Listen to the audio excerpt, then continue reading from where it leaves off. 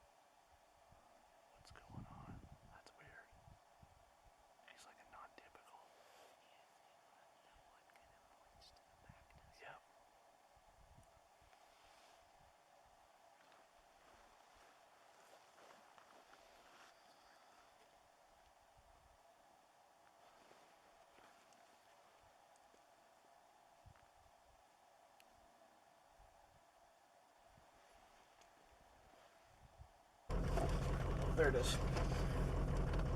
There it is. Okay, so it turns out that one, not only do I have a couple of absolute trophy hunters in the truck, it turns out that one of them might have just misplaced his deer license. So what you heard as the video came on was, there it is. He found it. It was on the floorboard back there where he's camped out. So, with that in mind, so here's lost, it's just misplaced. it was misplaced. All right, so here's what happened back there on that little ridge.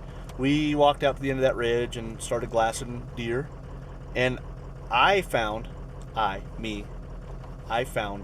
total of six bucks. 6 total buck deer, 3 of which were all bedded down together. You saw in one shot. That one on the left, I'm about 90% sure, I'm going to go 91.5% sure that buck was the same one that we had bedded right near that area when we had Dawn out here. And I had it really zoomed in. It would have been on day number, I think day number 2 that would have been that day. So he was just a lone buck bedded under that red rim rock, and I think we let him walk, and I'm pretty sure that's the same deer. Now, neither one of these two want to shoot that deer, so here it is, like 4 or 5 days left in the season, no weekends left, and I have to find 170-inch mule deer for these two to pull the trigger on. I don't know how I'm going to do that, but we're just going to drive around until we run out of gas or kill a deer. So here we go. Stand by for hunting. Like it, Ed. Yeah. All right, so I was forced. Here's the problem with hunting with somebody you really, really love. She says, "Hey, why don't we stop here and glass over there?" And I said, "Well, there's a problem with that area over there." And she says, "What's that?" So I'm going to share this with you guys. Let's see if I can make this happen here. All right, I don't know. Yeah, there it is. See that? That's a fence post that's connected to a fence. Now there's some good hunting ground over there. I'll grant you, her head's in the way. But so the problem with that area over there is that there's a fence, and that direction is north. Now, those of you who have been following along all season know that that's north of the fence. And we know that I have a little bit of anal glaucoma when it comes to north of the fence. What does that mean? Anal glaucoma means I can't see my ass going north of the fence ever again, because bad things will happen. Like, I'll probably just burst into flames or something. So I'm not going over there. So I told her, even if she shoots a deer over there, or finds a deer over there, she's going over there on her own. She's going to shoot it, kill it, gut it, drag it. I'm not having anything to do with it, because I don't want that. I don't want that evil Ricky Bobby. Bad mojo. I don't want that bad mojo. So I'm gonna indulge her for a minute, and then we're gonna start the truck and we're gonna move on. We're never gonna talk about it again. And we're never gonna talk about it again. Fine, let's go. Moving on.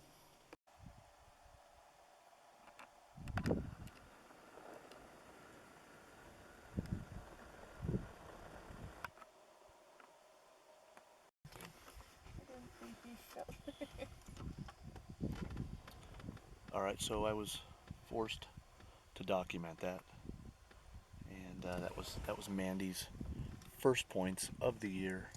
Whoop, whoop. We're driving down this 2-track, and she says, "There's one." Of course, we can see it's a buck from the pickup here, and she wanted me to stop everything and document the fact that she actually got points on the board. She actually made it to a positive.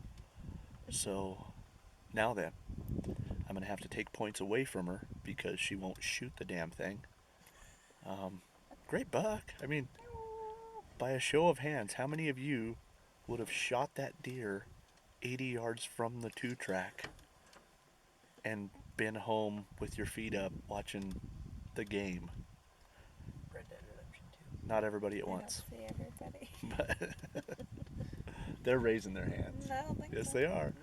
So anyway, so she will not shoot this. She's going to find me one that I have to pack out for 2.5 days and kill myself to get. So we're going to go find some more.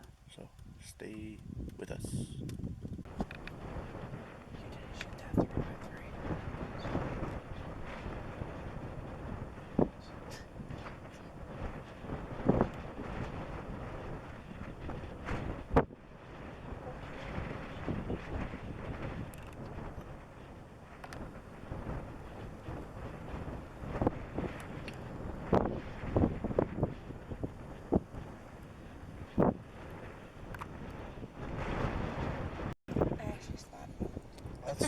That's true. It's kind of a Okay, collaborative so effort. You said deer. more points for Mandy. All right, so we'll just chalk that up to 2 more deer that they're not going to shoot. Small 3x3 and a 4-corn. I mean, That's like what 4 points. I think they're as good at eating as the big ones are. But anyway, we're just carrying on. I just wanted to keep you guys updated on how difficult my life is.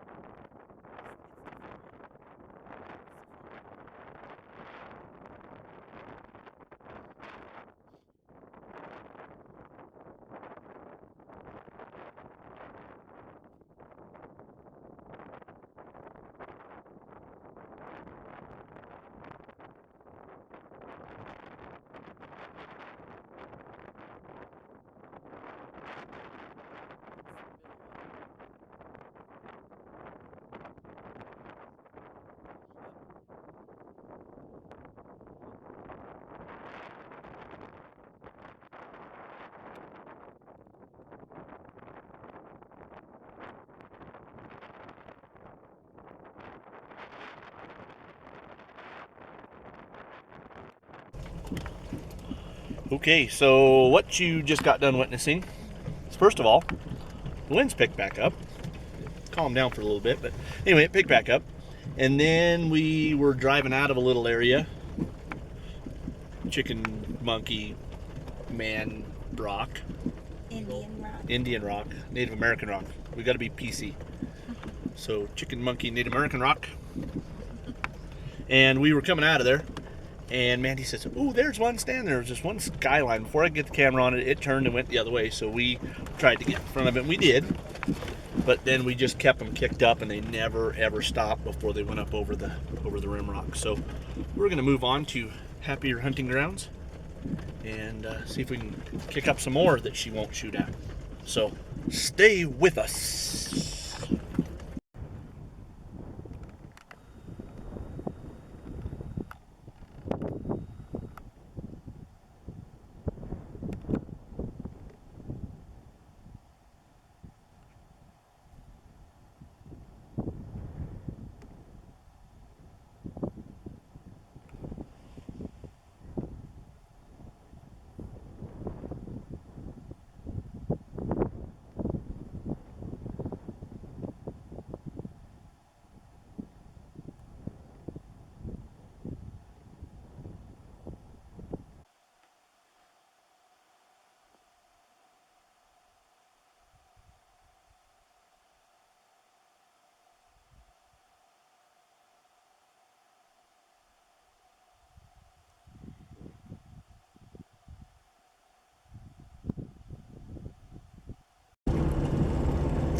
Alright, so you might notice that we're clipping along down the main county road. You might also notice that we don't have any blood on our hands.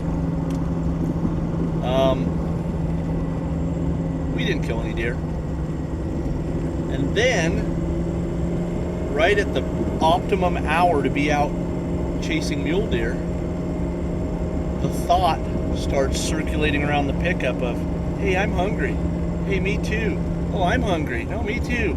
And then my super creative minded child says, hey, do you know what sounds good? And I gotta give this to you verbatim. And I said, what sounds good, Mason? And he says, it begins with aliens. And Mandy and I look at each other like, what the heck? He's like, the invasion bar.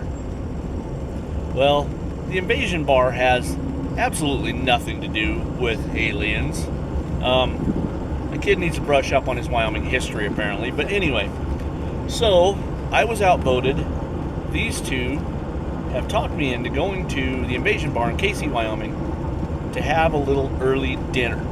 So, as I said, we're missing the best couple of hours of hunting, but I don't mind because all I was doing was showing them deer that they had no intention of shooting. So, we're going to go eat some late lunch, early dinner at the invasion bar, but I invite you to tune in tomorrow when you might actually see some deer get shot.